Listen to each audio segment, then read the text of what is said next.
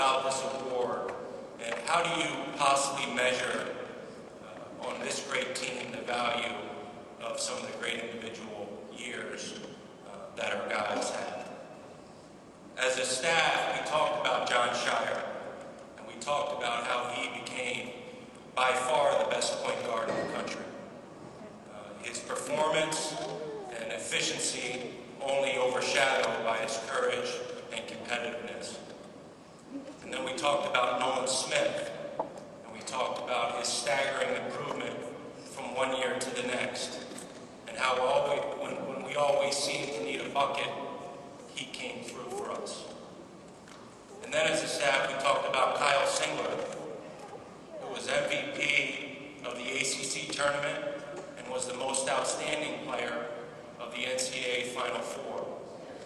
And we talked about these three guys, and we recognized how impressive their individual performance was.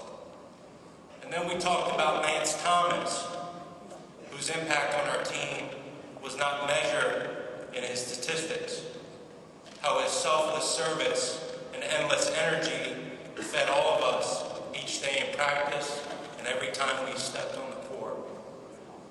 And then we brought up Brian Zubek, and how in the last two months of the season, he was as good a big guy as there was in the country, and it wasn't just because of his beard. And how he took us from a very good team to a team that was capable of raising a fourth national championship banner.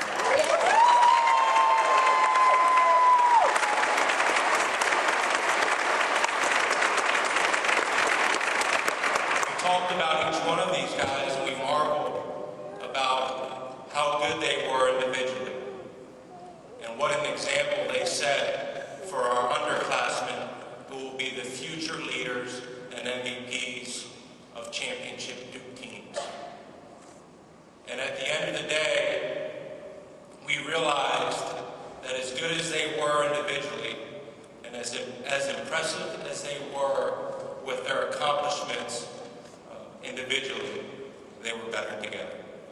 And so the MVPs of the Duke basketball team are Kyle Singler, Nolan Smith,